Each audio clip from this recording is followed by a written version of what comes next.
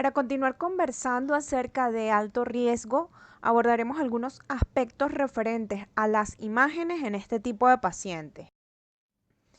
Dentro de los objetivos de esta clase tenemos los aspectos imagenológicos y de pesquisa a considerar en alto riesgo, los protocolos de pesquisa en alto riesgo, densidad mamaria y riesgo para cáncer de mama, conclusiones y recomendaciones.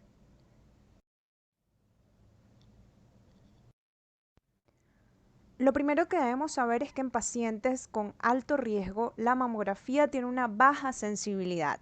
Se ha descrito entre un 29 y un 50%. Y también la tasa de detección de cáncer está disminuida, entre aproximadamente el 35 y el 50%. Otro punto importante a considerar en este tipo de pacientes es que las lesiones suelen simular benignidad. Es frecuente que observemos lesiones redondeadas u ovaladas con hipoecogenicidad marcada y refuerzo sónico posterior. Las microcalcificaciones son menos frecuentes debido a la evolución rápida característica que suele verse en tumores de alto grado y triple negativo que con mayor frecuencia observamos en pacientes de alto riesgo. La imagen puede consistir en masas redondas de densidad variable, con margen circunscrito o indistinto, y al ultrasonido pueden verse hipoecogénicas o con hipoecogenicidad marcada, lo que simula anecogenicidad, y también puede verse refuerzo sónico posterior. Y aunque morfológicamente pueden simular lesiones benignas, en resonancia magnética tienen un patrón característico de malignidad. Otro hallazgo a considerar es el realce anular o en anillo, que se caracteriza por captación de contraste en la periferia del tumor con centro hipocaptante. Esto se debe a necrosis central, lo que se traduce a crecimiento rápido. También podemos identificarlo en otros métodos de imágenes como el ultrasonido, donde podemos observar en la periferia hipoecogenicidad con centro anecogénico, y también en la mamografía con contraste, donde podemos identificar el realce en la periferia de la lesión. Este hallazgo tiene un alto valor predictivo positivo para malignidad. Puede ser definido como un criterio de mal pronóstico y lo encontramos en lesiones más agresivas, con peor grado tumoral y con receptores hormonales negativos. Otro aspecto importante a considerar es que en las pacientes con antecedente de radioterapia a tórax es necesario iniciar a edades tempranas la mamografía debido a la alta incidencia de carcinoma ductal in situ en estas pacientes. El carcinoma ductal in situ se presenta como microcalcificaciones y baja neoangiogénesis, lo que puede limitar el uso de resonancia magnética, sobre todo si se trata de carcinoma ductal in situ de bajo grado y grado intermedio.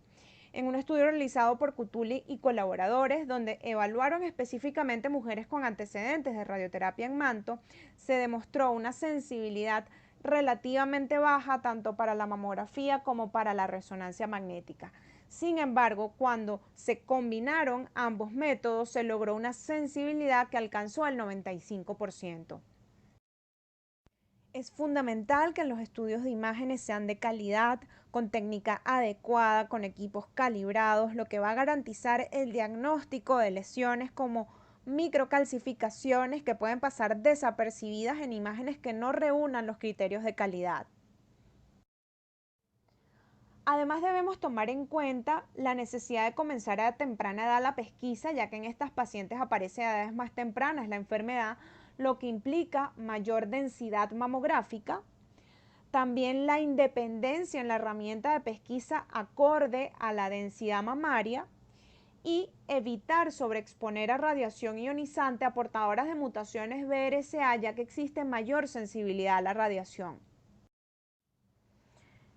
En una revisión realizada en el año 2014 en diferentes centros de salud, incluyendo CECLINES, Caracas, Venezuela, donde se evaluó el manejo por imágenes de pacientes de alto riesgo para cáncer de mama, se concluye que la pesquisa para este tipo de pacientes debe ser multimodal, debe incluir mamografía más resonancia magnética, ya que esto arroja mayor sensibilidad para la detección de lesiones malignas, premalignas y preinvasoras en estadios más precoces. Esto a su vez conlleva un tratamiento más conservador. Sin embargo, no debemos olvidar que el ultrasonido es el método de elección en la evaluación de la región axilar, siendo la metástasis ganglionar un indicador pronóstico de cáncer de mama. Considerando todos estos aspectos que ya hemos mencionado, se han creado protocolos de pesquisa en pacientes de alto riesgo. Vamos a iniciar hablando acerca del protocolo de pesquisa planteado por EUSOBI. Según EUSOBI, la pesquisa anual con resonancia magnética debe estar disponible a partir de los 30 años de edad en pacientes de alto riesgo. La pesquisa con resonancia magnética antes de los 30 incluye aquellas pacientes portadoras de mutación BRCA1 y BRCA2, donde la recomendación es iniciarla entre los 25 y los 29 años, y en portadoras de mutación TP53 a partir de los 20 años, o cuando exista un 50% de probabilidad de riesgo familiar para algunas de estas mutaciones. La pesquisa con resonancia magnética, además, debe realizarse en mujeres no testeadas para mutaciones, pero que tengan un riesgo acumulado entre el 20 al 30% o más y en pacientes de alto riesgo previamente tratadas por cáncer de mama. En portadores de mutaciones TP53 se debe evaluar riesgo-beneficio a la exposición a radiación. La mamografía anual en alto riesgo puede considerarse a partir de los 35 años y en pacientes con mutaciones BRCA1 a partir de los 40. En caso de realizar resonancia magnética anual, no es necesario complementar con ultrasonido. Esto está indicado únicamente en aquellos casos de pacientes menores a los 35 años con contraindicaciones para la realización de resonancia magnética con contraste.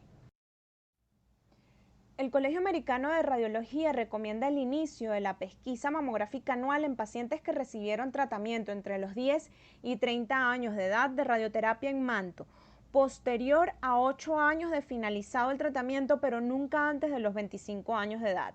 Es recomendable la pesquisa anual 10 años antes de la edad de diagnóstico del familiar de primera línea más joven, pero nunca antes de los 30.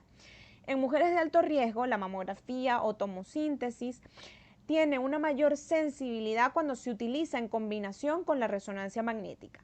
El ultrasonido se debe utilizar como método complementario solamente si la resonancia no es tolerada por la paciente o está contraindicada.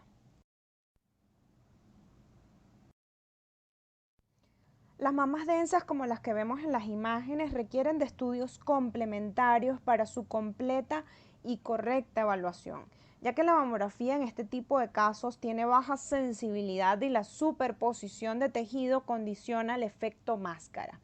Además, hoy en día existe suficiente evidencia que sustenta que la mayor densidad mamaria condiciona un microambiente que favorece el desarrollo de cáncer, por lo que se debe considerar como un factor de riesgo per se.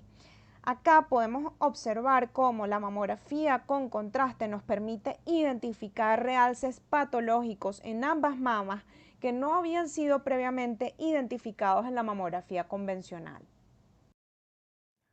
Uno de los métodos complementarios más utilizados en pacientes con mamas densas es el ultrasonido. Fíjense cómo en este caso pudimos identificar una lesión que previamente había pasado desapercibida en la mamografía y que correspondió con un carcinoma ductal infiltrante.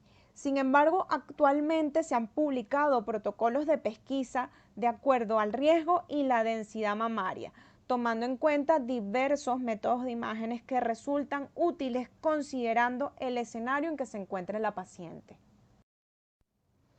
En los criterios apropiados del Colegio Americano de Radiología, este año se publicó la pesquisa para cáncer de mama de acuerdo a la densidad. Y acá podemos ver cómo comparativamente ambos grupos con riesgo poblacional, tanto en pacientes con mamas adiposas como en pacientes con mamas densas, los métodos de imágenes difieren de acuerdo a la densidad. En mamas adiposas, la tomosíntesis suele ser suficiente como método complementario, mientras que en mamas densas podemos recurrir a otros métodos como la mamografía con contraste, el ultrasonido y la resonancia magnética. En riesgo intermedio y mama adiposa, la adición de la resonancia magnética puede ser apropiada, mientras que en pacientes con mamas densas podemos recurrir nuevamente a la mamografía con contraste, el ultrasonido y la resonancia magnética en sus diferentes variables como método complementario. En mamas adiposas y alto riesgo, el protocolo de pesquisa adicional a la mamografía o tomosíntesis incluye la resonancia magnética, pero también podemos recurrir a la mamografía con contraste, al ultrasonido y a la resonancia magnética abreviada. Mientras que en aquellas pacientes que tienen mamas densas, los métodos complementarios apropiados son el ultrasonido y la resonancia, y la mamografía con contraste puede también ser apropiada. Para concluir, podemos decir que se debe considerar riesgo e individualizar a la paciente para decidir métodos de pesquisa. Existe poco beneficio obtenido solo con la mamografía, lo que hace imprescindible considerar otros métodos de imágenes complementarios. Y se debe considerar que en pacientes de riesgo las lesiones pueden simular benignidad. En pacientes con antecedentes de radioterapia tórax, el CEDIS es frecuente, lo que hace imprescindible iniciar a edades tempranas la mamografía. Existe suficiente evidencia en favor a programas de pesquisa que incluyen resonancia magnética en pacientes de alto riesgo. Y los métodos alternativos como la mamografía con contraste y la resonancia magnética abreviada resultan útiles en este tipo de pacientes a menor costo.